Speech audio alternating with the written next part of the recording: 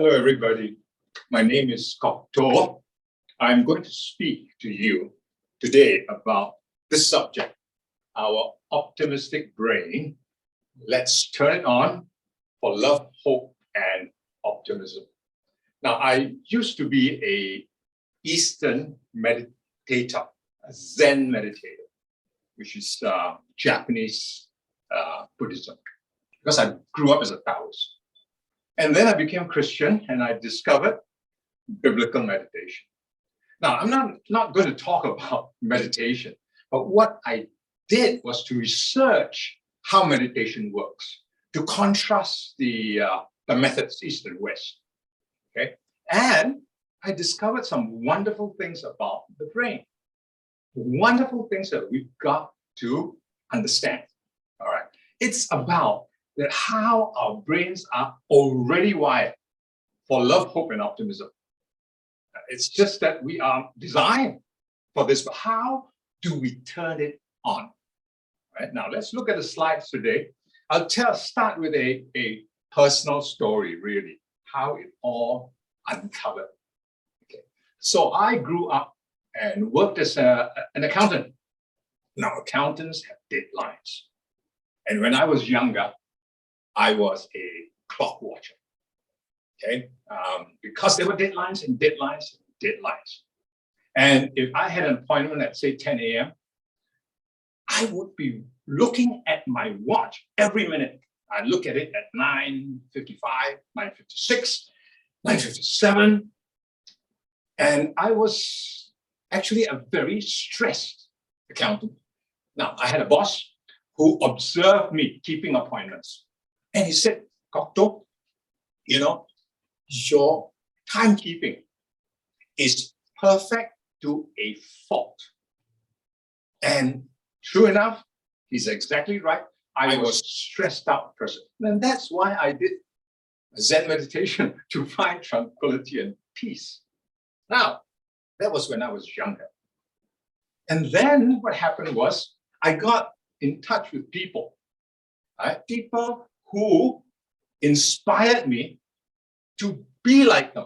And first of all, you've heard me talk about my conversion experience. It was Dr. Clarence Ng.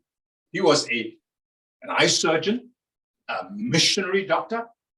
And, as an eye surgeon, he could earn thousands of dollars a month. But he did not. He became a missionary, next to nothing, but dedicated his life to serving in the hospital, serving people, right? As in health, but as a missionary. And then I got in touch with another man. His name is Dr. Russell Standish. And he used to be a Harley Street doctor. And he became a missionary as well. Now, in looking at these people, I realized that my timekeeping was about getting successful, right? Being compelled, even, obsessive about it. So that's why I was a clock watcher. And then because of my associations with these people and how they taught us all about the body, how we function, about rest and peace, and how rest and peace can actually give us more energy, all right? Then I got involved with things like Anand Malaysia. Anand Malaysia is a health center, as you can see, is up in the hills, very peaceful, very tranquil. What we do is people with health problems, some people have no health problems. They come actually to jog in this mountainous area. And so people come here to look for a release, look for peace, look for something different. And here what we do is they come in, some of them may be sick. We do really hardcore lifestyle modification. Well, we get them to sleep early. We get them to exercise in the morning. We teach them what, real good food is, like whole plant foods. We give lectures on cooking, on health, on disease. And this is what we do. And they end up, after staying there for 5 days, 10 days, 20 days, that's the length of the program, Now they're happy and they go home charged up to change, right? And it was also the same with Highwood, Melbourne. Before that, I worked there for 4 years. And before that, I met a doctor, as I said, Dr. Russell Standish. And he started this. And I worked there for 4 years and met a lot of wonderful people and had tremendous first-hand experience of how we are to find that hope, that love, and optimism. All right, let me tell you the story. So as I got associated with these places, my clock watching shrunk, right? Now I don't even wear a watch, right? But it was a journey. All right, now let's see what my next phase was. At these health centers, I realized and I saw and I met real life people who would come, some with terminal diseases, to try to capture, to regain health, to have time again for themselves. And what are the things that people want time for when they are about to lose it?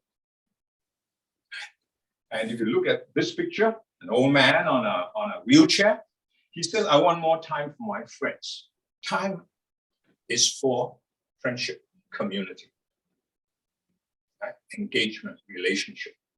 And in this picture, a little old lady, I work too much and never made time for my family. Time is for that. Right? That close, integrated relationship. That's what time is for.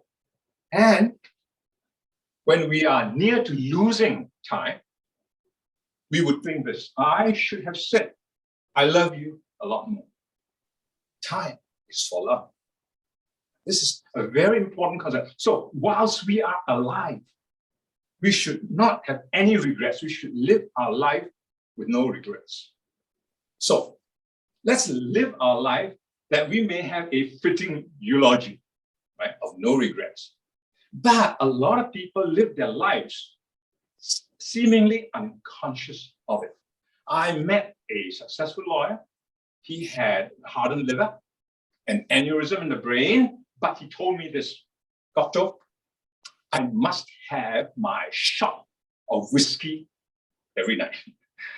So people fill themselves, right, to fill their desires, their own desire, using their own time. But that's not how a fitting eulogy works.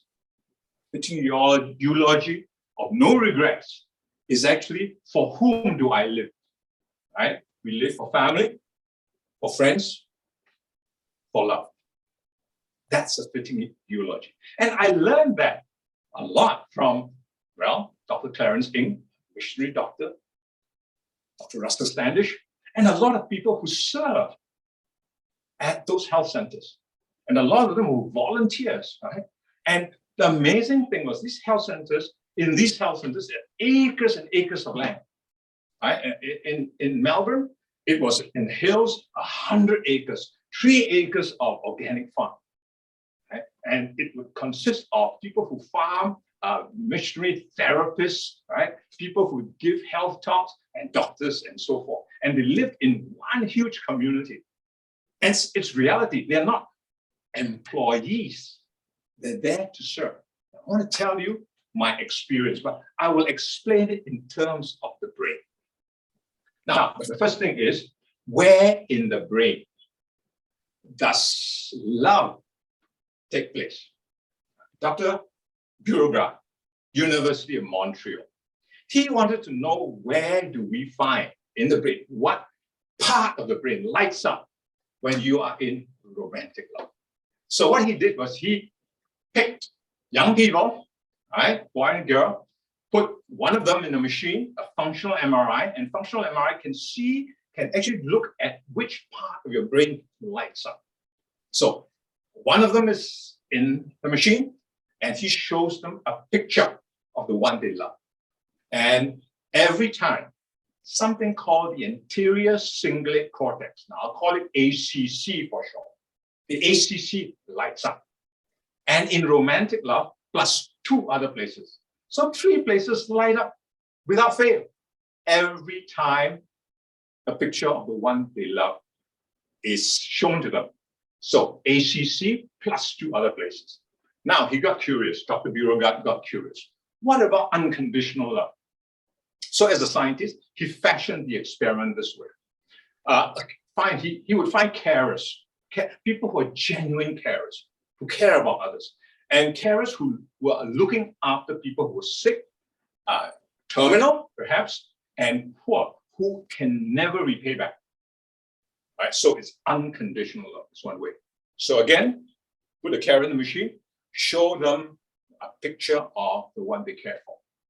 And guess what? The ACC, the anterior cingulate cortex, lights up, plus 6 other places. A total of 7 places in the brain just lights up like a Christmas tree.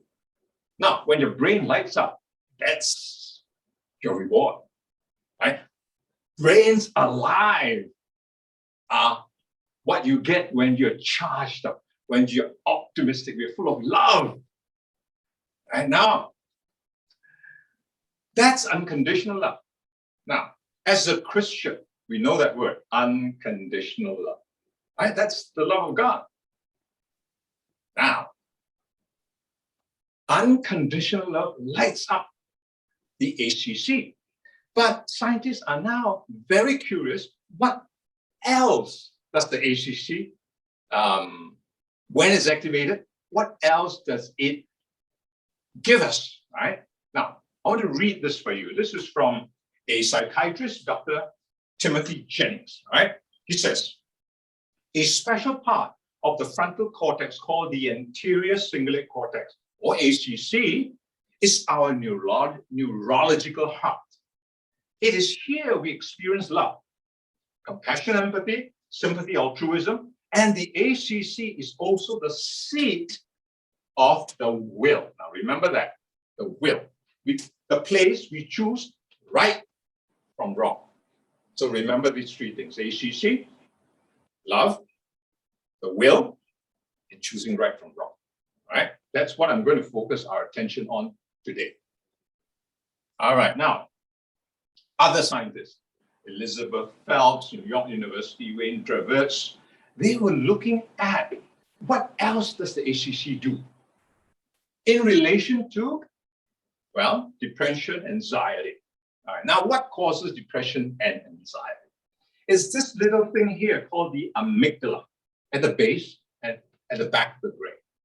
When we are pushed, for example, we are working and we're short-handed, our boss doesn't care, he pushes us against deadlines week after week after week, does not respond to our request for help.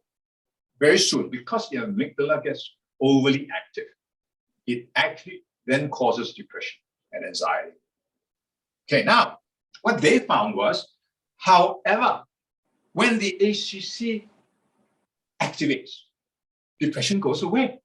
In other words, when the ACC activates, the amygdala is calm. Right? So these scientists began to call it, this circuitry, the hope and optimism circuit. It's like that light switch in your house. Turn it on, when the light comes on, well, depression goes away, darkness goes away. Almost like as reliable as a hardwired circuit. So this is the hope and optimism circuit. This is what they called it. Now, here's a picture to explain it simply, very simply. When the ACC is activated, the amygdala comes down.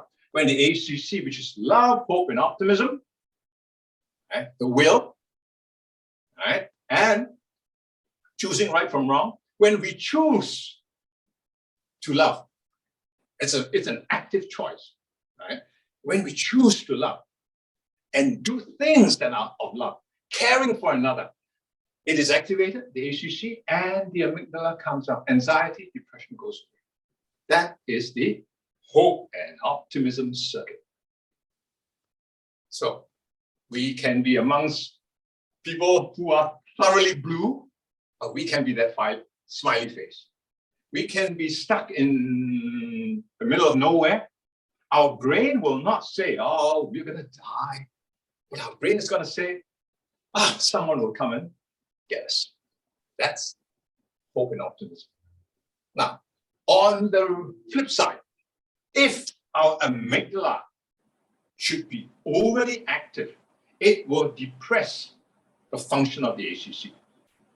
Yeah? It will depress our hope and love and optimism.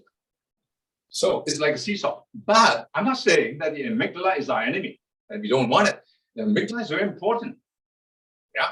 For example, doctors say, if you have life, you have stress. Right? If you're alive, you have stress. Now, for example, if you should see and think that there is a snake, or you saw something that looked like a snake in your garden, right? It sends signals to your brain. Yeah? Your frontal lobe assesses it to be a snake. It sends a signal to your amygdala, and your adrenaline comes on, fight or flight. But when your brain then recognizes that the hose is just that the snake, which you thought was a snake, is just a garden hose, it sends a different signal, and your amygdala calms down. So there's a working relationship. You need your amygdala. It's got a tremendous purpose. But the thing is, your ACC must control the amygdala. Okay? All right. Now, I want to tell you about this book that I read on a man called Dr. Zander. He's not a medical doctor. He was probably at that time, the conductor of the Boston Philharmonic. And he wrote a book, The Art of Possibility, of rising to higher and higher possibilities. And what he got every year were the top musicians and vocalists from all over the world. And he would harmonize them into the Boston Philharmonic.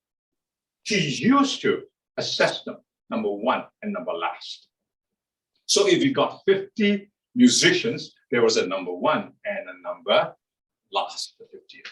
And as they practiced to be first and not to be last, they were practicing, as he said in his book, as if they were imprisoned in their own silo, practicing on their own. But that's not what music is about. Music is about harmony, working together, feeling the sense of that music, feeling that sense of life together. And so that year, that particular year, he said to all the musicians, this year, no assessment, no grading. All you need to do is to write me a note at the end of 6 months of how his unconditional aid for every musician, what it had done for their life. So in 6 months, Dr. Zander got a stack of letters, and they all read in a similar way. Dear Dr. Zander, I didn't feel like an A, but you insisted I am an A. So I began to behave like an A. When I practice music, I work with my friends as a group. I began to feel and hear that music. I began to work out techniques together. I can feel, they said, the music. And that year, Dr. Zander said, the Boston Philharmonic was the best. So life is an orchestra, life is music. We are a community. We are wired for love, unconditional love, for care. So the ACC in this story was turned on. Anxiety, amygdala was turned off. And the ACC, because it had to do with love, right, harmonized the Boston Philharmonic in that particular year. So this is my version of the art of possibility for our own lives, right? Our own lives, and our community is like an orchestra. It's like music. All right. I want to tell you some other stories which I experienced when I was in Australia at Highwood Health. There was an organization called Beyond Blue. And Beyond Blue was started by a previous Prime Minister of Australia. He was depressed, so that's Blue. And he started this organization called Beyond Blue to get people out of depression. Now, we were a health center. I would help. We had a medical doctor, therapist, right? But we didn't have a counselor. But Beyond Blue called us, kept calling us, and asked, do you have a counselor? Because we want to send people up to you. We were in a mountain. And we said, no, we've got a medical doctor. But nonetheless, Beyond Blue began to send us people one at a time. And one time they sent us an elderly lady, well, elderly, 50 years old, and she was depressed, had been depressed for a long time. Her brother brought her up. And when she came in, we began to experience how a very depressed person behaves. Now, I was the tallest in that health center. And the health center was relatively old, and it was winter. And we had, well, a central heating system, and it came through ducts through the roof, right? And I would be able to stand up, raise my hands, and adjust the vents for, well, more hot air, less hot air. And that was one of my jobs. So this lady came in, and when they check in, it's shortly thereafter, it's lunchtime, and we will put on a tremendous spread of the best food, vegan, tasty, the best of vegan food, so that when people see this food and taste this food, they would say to themselves, my, this is vegetarianism, this is veganism, I can do it too, right? But when the lady came in, she hardly noticed the food. And when we said, do you want to eat now? She said, no, put it aside. So we had put it aside. Half an hour later, she said she wanted to eat. So we brought her portions out. And then after looking at it, she said, no. And we had to put it back to keep it warm. And then she was unhappy with her room. It was too hot. So I went in and made it a bit cooler. And it was not good enough. And she was unhappy with her bed sheets. Now it was winter, there were layers of blankets, unhappy with it, and unhappy with the bed, and insisted in changing rooms. So we changed rooms. It was another room, not hot enough, not cold enough, rustled up all the bed sheets. And then she said, I want back my old room. After that, we were looking at each other, the therapists, the doctors, and we said, man, she's going to be with us for 20 days. And everybody had this depressive look on their faces. Now, this lady is going to drive us bonkers. Okay, so we had to put up with it. So we lived with her. Now, Highwood Health was a very happy place. It was a community of people who were just serving people, not as employees, but because that's the way of their own lives. For example, the cook. The cook was also the pianist. Right? So after dinner, he would wash up, and then at about 7:30, he would come to the piano. We would gather. We would open our songbooks, Christian songs, and we would sing. It was a happy communal place. And the health guests, we call them our health guests, they would be so taken in with the communal and the friendship and the convivial atmosphere. Sometimes they would insist themselves that they want to sing, and it would go on for like an hour. And so this lady, this 50-year-old lady, was immersed in that atmosphere. Okay. And after about 10 days, she emerged, and she said to us that she would, she tried telling us jokes, but I think she had been depressed for so long.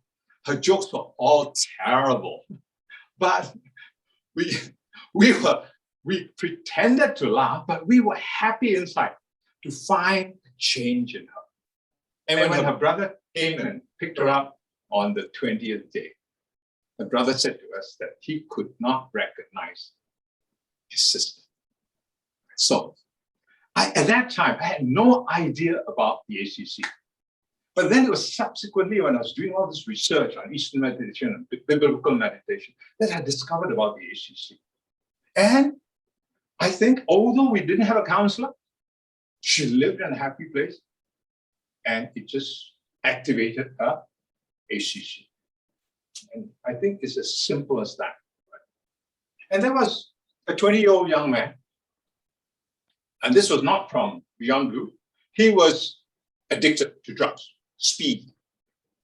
And he came, studs everywhere, long hair, and he lived in the same place, in the same atmosphere. And on the 9th or 10th day, he walked down to the village, down at the bottom of the hill, and came back without the studs and had trimmed his hair. And again, he was there for 20 days. And on the 20th day, in the morning, what we call our morning talk, a spiritual morning talk. It would be a very touching talk because that's when, after which we disperse, right? And I was there and I saw him completely a changed person. And he was attentive to the talk, very attentive.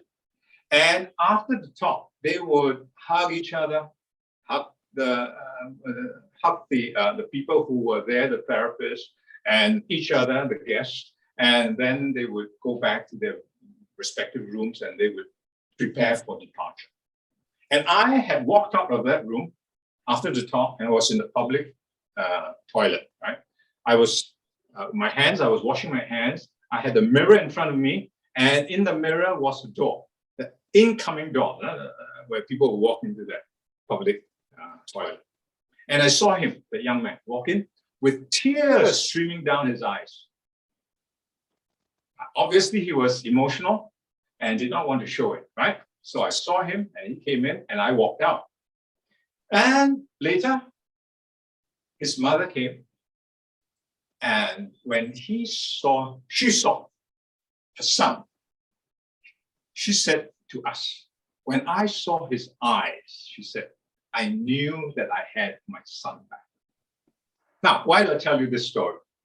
Drug addiction, right? Relapses occur very, very commonly. And scientists were prodding the brain. Actually, they were looking for what in the brain causes epileptic fits. Now, this is an account in one of the research journals.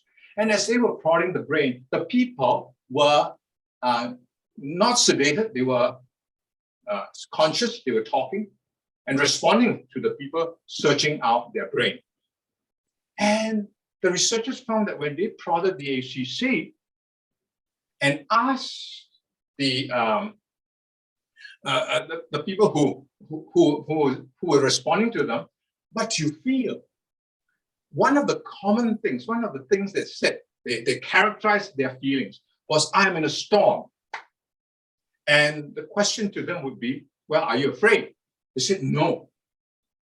What do you feel? We feel that we can go through the storm. Some of them said, I am in a motor car and I feel that I can drive through this tremendous storm. And when they were asked, what is your feeling? They would say, we do not feel afraid, but we feel capable. We feel determined. Now, what does that tell you? The ACC, not just for love, hope and optimism, it's also the place, the seat of the will, where we choose right from wrong, right? So what happened was these researchers realized that the ACT was also where we had our confidence, our determination, our will. And then for people who have gone off drugs and were likely to come back and have a relapse, what they did was this is in Italy and Spain, all right, this report. They stimulated the frontal lobe with electromagnetic waves. And what happened? The relapses decreased dramatically. So the ACC, seat of the will, and it occurred. And I saw it in my own eyes. So this tremendous realization of the value of the ACC, of the frontal lobe, struck me very strongly as I did my research. And greater good news is the scientists say what wires together fires together. What fires together, wires together. In other words, the more we use a certain part of the brain, that part of the brain grows from thin to thick, grows from weak to strong. For example, if I started to learn and speak French, that part of the brain which recognizes language starts by being thin. And as I learn and speak French, it will grow and become thick and strong. But if I stop speaking French, learning French, it will deteriorate back from thick to thin. Now, how does that apply to our lives? Right? The scientists say what fires together wires together. And that's how we want to strengthen the things that we want to strengthen about our lives by changing the shape of our brain. And we can change the shape of our own brains. Now, when a new version of the iPhone comes, you get rid of the old and go and buy the new. But for our brain, we can shape it. We can strengthen what we think is desirable, what is precious. That's the wonderful part of what fires together, wires together. Okay, now, so it's determination, the will, and it worked very well for drug rehab. And so it's what it's about choosing right from wrong. It's about the will. Now, here is a text from a researcher, Neuroscience Institute, UC Berkeley.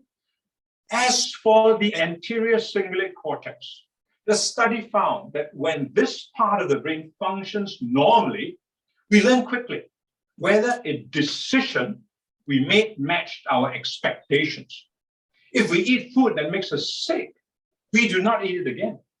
But in people with a malfunctioning anterior cingulate cortex, the ACC, these signals are missing.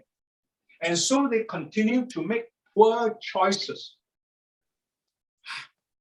See the importance of ACC in our choosing and maintaining our lifestyle. If we choose to be healthy, eat healthy food, that act of will is from the ACC. Now, at these health centers where I used to work, and I still work, I serve as on the board of Henan Health in Malaysia still. All right, what we do is, first stage is knowledge. Well, here is a picture of someone. This is actually Mei Ing, Dr. Clarence Ng's wife, giving a cooking demo. Right? We convert them.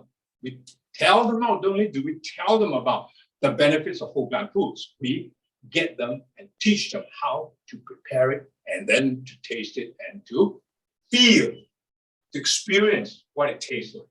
And the doctors would give lectures, health lectures on disease, right? Then we would have them eat food to experience a change of habits, right? We would get them to exercise. Some people come without having exercised a day of their lives. So 7 a.m. exercises, and at 8 a.m., they sever a tremendous breakfast, right? And then they go through this pattern all week long, sometimes 20 days at a stretch. And after that, habits are formed, right? What fires together, wires together, habits are formed. And then they leave. Well, a lot of them come from other countries into Malaysia, and they leave. And in Singapore, where I live, and my wife, Roxana, we support them, right? We bring them to our home. Sometimes, often now we do it on Zoom. They do cooking demo. And if they were in our home, we would cook. Then we would, as the table is prepared and the food is being served, I would talk to them, and then we would eat this meal together. So we've got to go through the process of knowledge, change of habits, and to maintain those habits with support. Okay.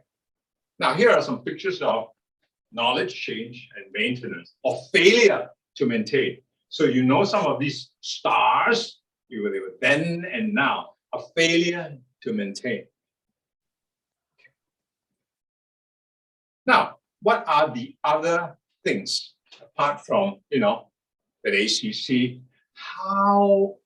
What are the obstacles that prevent us from proceeding with having knowledge, having done it for a little while, a few days, perhaps even 20 days, and most people leave it. They cannot maintain it. One of the things is what society does to us. We are an addicted society. Food manufacturers flavor their food to keep us at it, right? Fried foods produces more dopamine, the stuff of addiction, by our own brain. The dopamine comes on and we are addicted to that kind of flavor. Okay. And here's an experiment of mice, which if they pull that lever, the electrode would send a signal to their brain, and their brain would secrete more dopamine. So they were addicted. The mice were so addicted to the pulling of the lever, it would cease to feed itself, to drink, and it would actually die of dopamine addiction. Okay. Now, when they took out that electrode, they had to nurture that mouse slowly back to life, and it would then begin feeding and drinking again.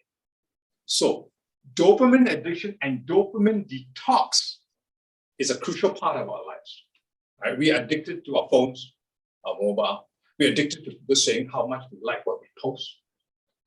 We are addicted to more and more of the same things. For example, now YouTube and TikTok, you look at something and they send you a lot more of what you like.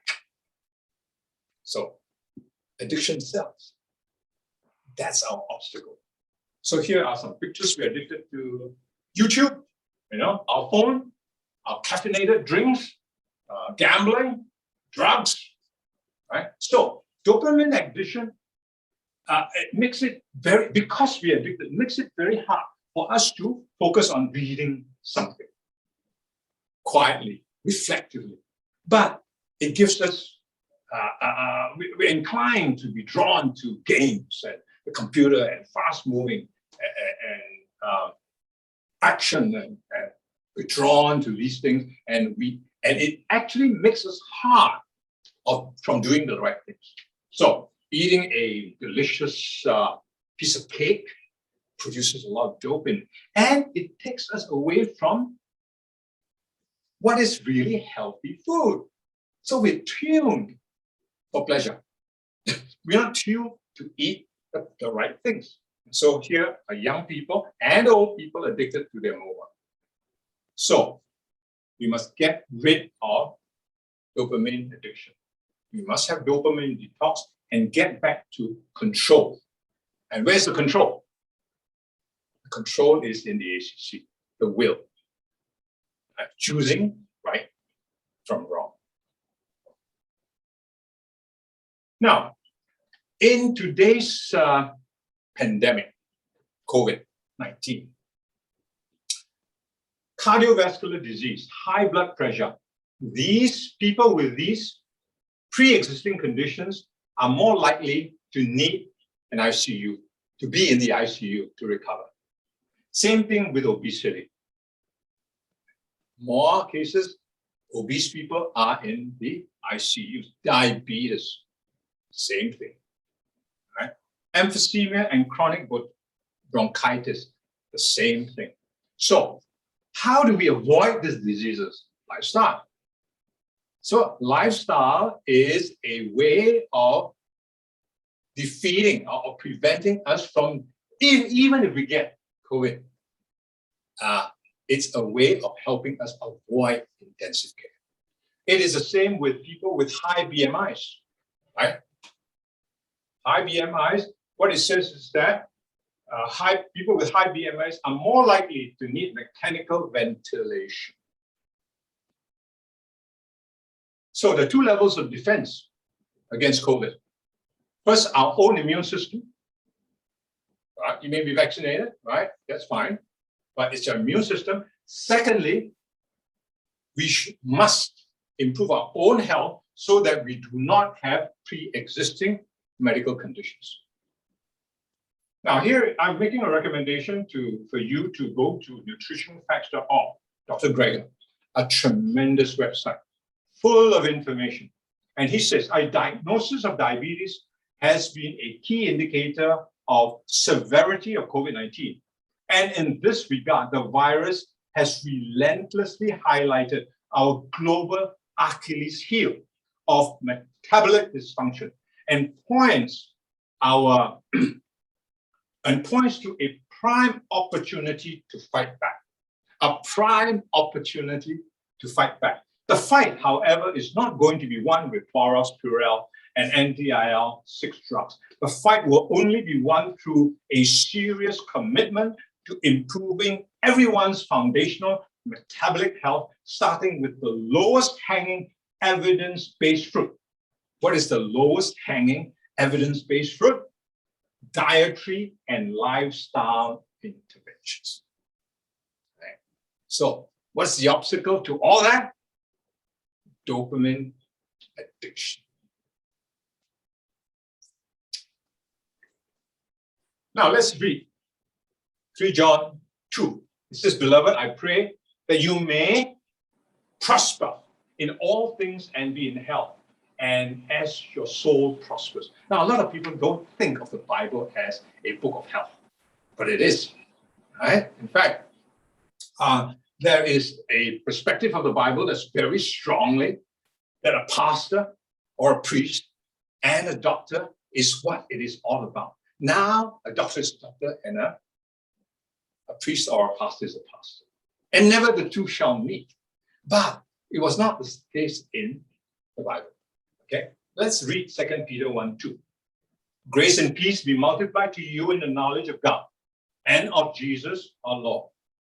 As his divine power, now divine power, note that, has given to us all things that pertain to life and godliness through the knowledge of him who called us by glory and virtue, by which we have been given, by which have been given to us exceedingly great and precious promises, that through these you may be partakers of the divine nature, having escaped the corruption that is in the world through lust. So, by divine power, God's power, we are to partake of divine nature. Now, what's divine nature? It says divine nature is the opposite of being corrupted in the world through lust. Now, what's lust? Lust is desires without control. Desires or feelings without the HTC, without the will, without the power to choose right from wrong. And the power to choose right from wrong is by divine power. And having that power is divine nature. Okay, so in detail, what is then divine nature that God wants us to have? And here it is. It's in 2 Peter 1:5. Let's read.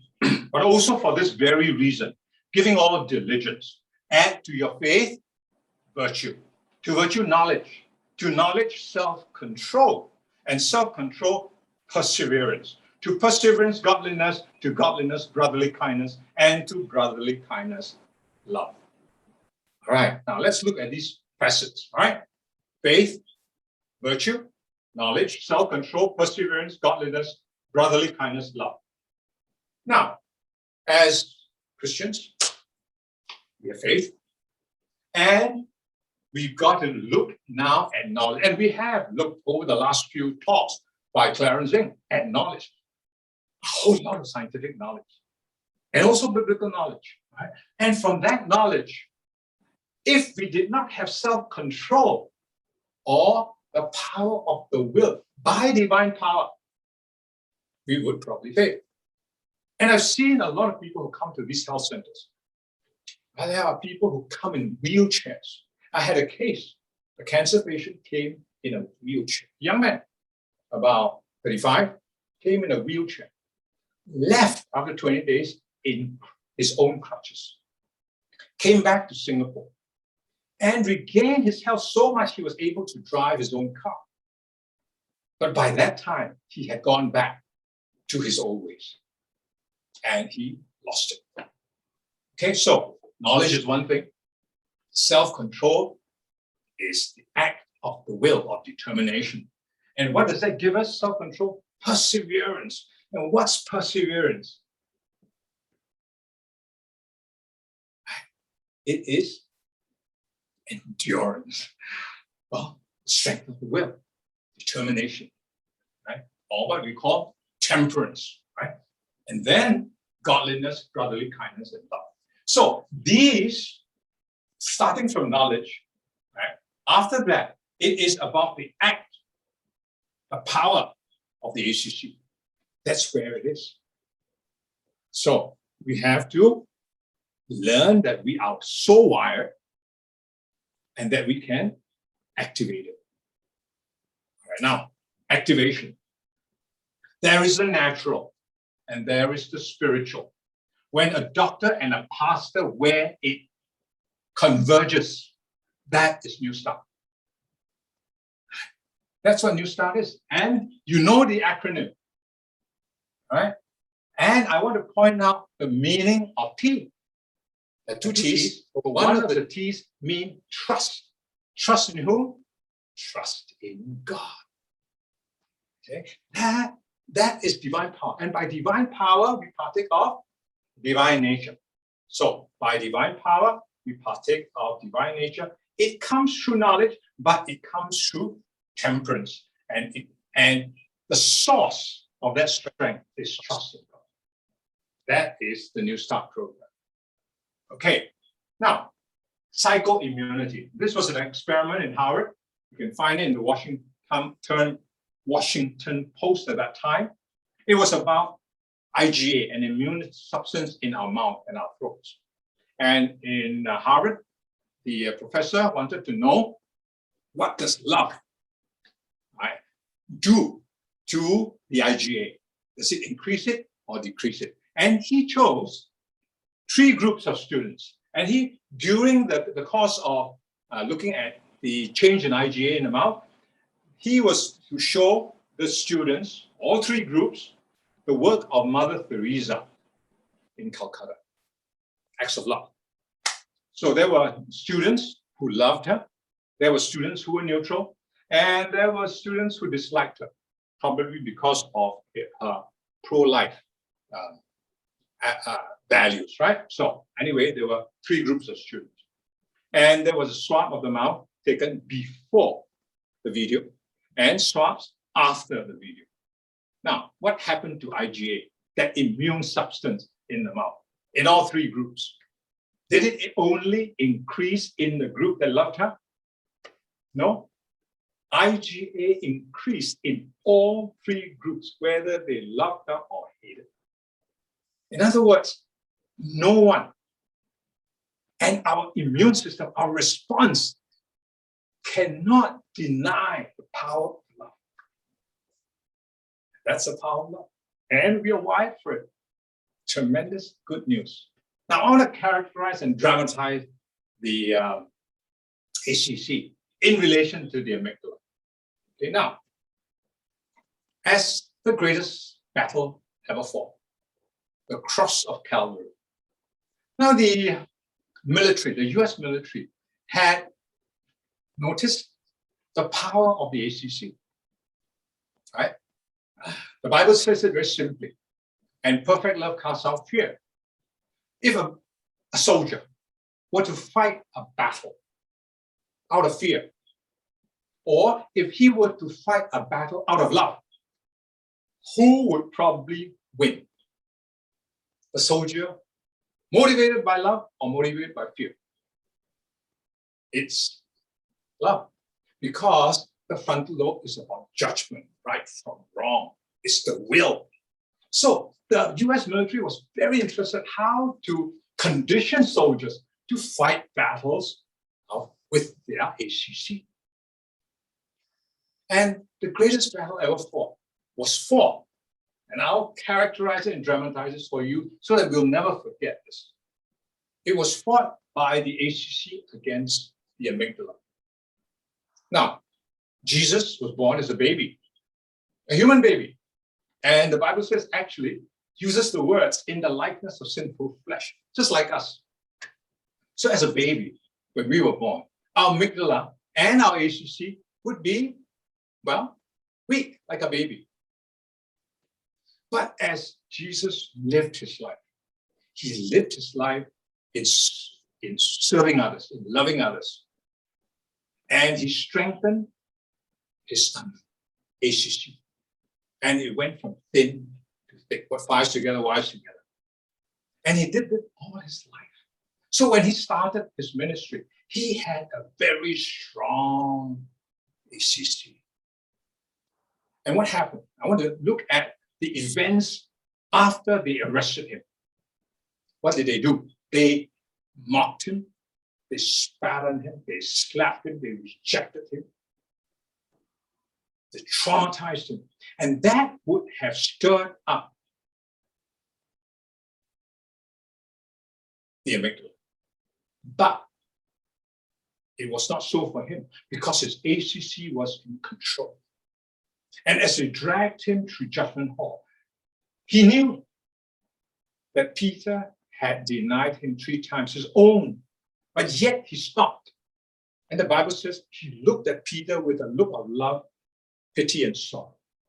He engaged Peter, and that sent Peter a cathartic experience. He went out and wept in the Garden of Gethsemane. Now, that did not activate his amygdala because his ACC was in control. And then what happened? Satan sent a thief to insult Jesus. He said, if you are the Son of God, save yourself first. His ACC kept in control. And then they offered him fermented. Some say vinegar, some say gall, some say wine. But it was fermented, alcohol. If he had taken it to douse his physical pain, it would have doused his ACC. But he refused it. So here, the greatest battle ever fought was fought by the ACC against the amygdala. And love won. The will won. The hope and optimism for a life for those who will come to the cross won. So this battle characterizes our battle, fought for us, that we may be drawn to the nature of this battle, that by divine power we may partake of divine nature. So remember, what fires together, wires together. Remember that ACC, that crucial part of how God has designed us, has given the best to us. Now, what happens after going to these health centers, after health talks, new stuff, when people return from like Malaysia to their homes? We are in Singapore and we support people who want to change. Now, my wife, Roxana, she does, well, let's cook together. We do cooking demos at home physically, now on Zoom. And then when it was physical, we'd eat together and have a really good time. And we would talk about spiritual things and about life, the meaning of life. All right, here is a...